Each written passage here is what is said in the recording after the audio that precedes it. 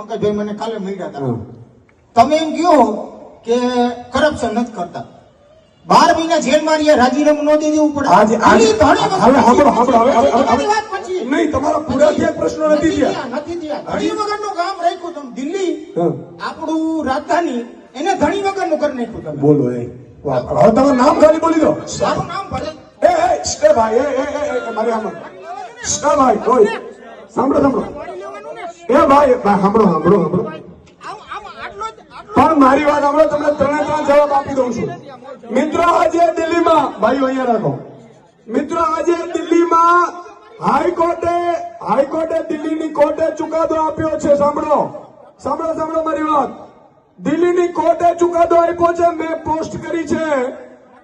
દિલ્હીમાં જે વ્યક્તિને 2.5 વર્ષ જેલમાં નાખ્યા હતા, એ વ્યક્તિને સત્યેન્દ્ર જૈનને, સાંભળો, સત્યેન્દ્ર જૈનને કોર્ટે નિર્દોષ જાહેર કર્યો છે. એકવાર તાળીઓથી વધારો સાહેબ.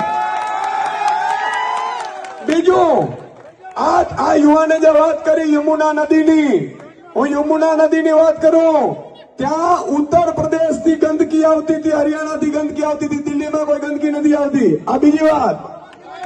ત્રીજી વાત,